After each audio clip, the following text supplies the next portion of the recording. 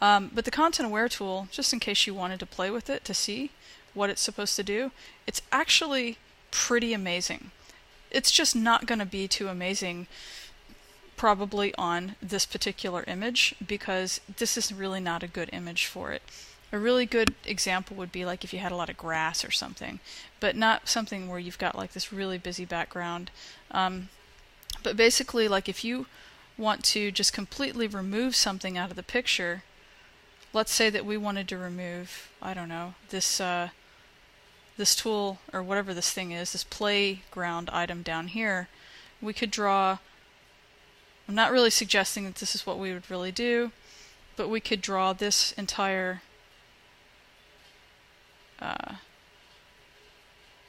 selection, okay, and then we could move this somewhere out of the picture, and you see it's going to think for a minute, and then it basically completely gets rid of it.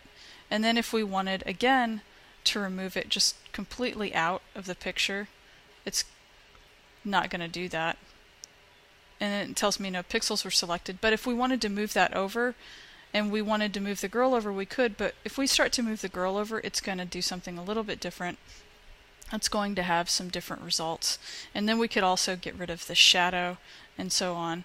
But the thing is, and you can see what would happen if we try to remove the girl, it basically is going to fill it in with blank brick. So this is just not the right picture. In fact, I'm going to go up to my history and I'm going to undo that. But it is amazing to use this tool, however, for other kinds of pictures. If you're just trying to really quickly get large chunks out and rearrange an image. Okay, so that's going to do it for the demonstration on some of the reparation tools.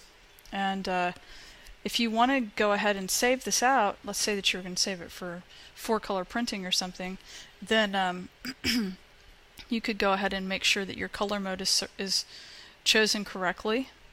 And we can go up where it says image and we go to mode, and you'll see that we started off in RGB color mode. RGB means red, green, and blue.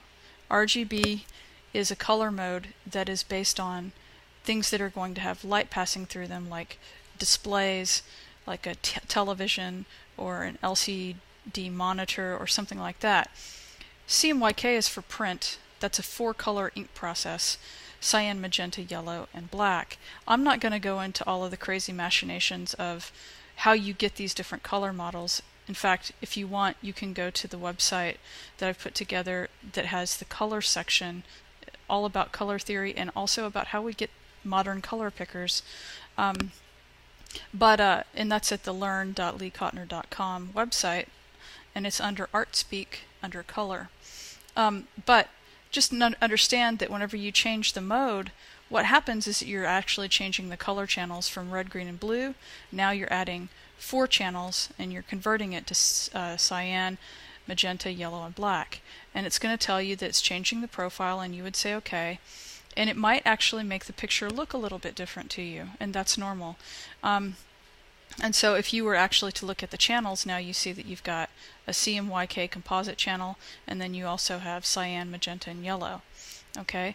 Because each channel has a total of 256 possible tones, all the way from 0, which is no light passing through, okay, it's absolute darkness, to its maximum, which is 255, and that's going to be the brightest value that it can be. So if you wanted to, see what would happen, for instance, only on the yellow channel, that's all the yellow that's going to be in there. This is the magenta channel, so you can see where the magenta pixels are. And then this is the cyan channel, and you could even turn them off. And then you can see the composite. If we turn them all on together, this is what we get. And if you wanted to turn off black, you can see how it would look without the addition of black. So that gives you some idea a little bit before we actually get to channels later. It tells you a little bit about how channels work now. And if you were to go back up to image and change the color mode back to RGB, then you would see that the channels would change back to red, green, and blue.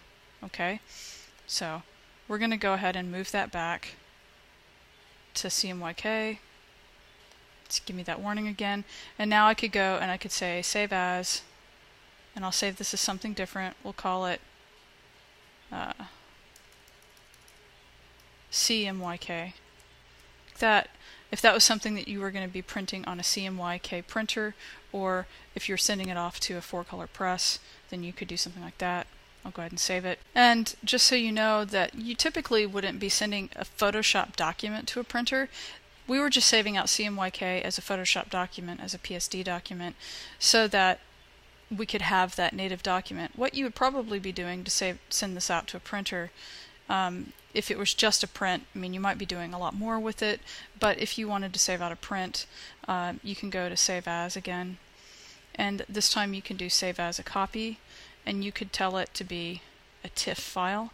A TIFF is typically the largest, sort of best looking image that you can do for high resolution print that's a flattened image, and so it's going to have a file extension of .tif.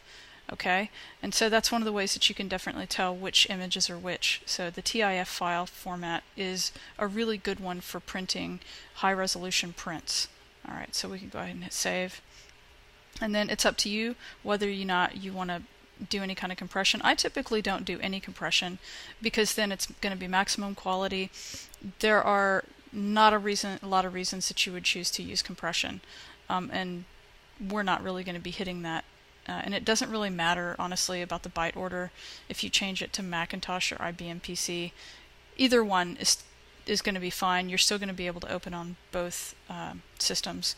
So you could go ahead and say save, and you'll notice that we're still actually working on the PSD file. So you might be wondering, alright, well, did it actually save? You can go into your lessons folder. Mine is here. Go into lesson 2, and then you see that I do in fact have my cmyk.tif file right there. Okay, and if you wanted to look at it, you could. Okay, so that's the end of this demonstration.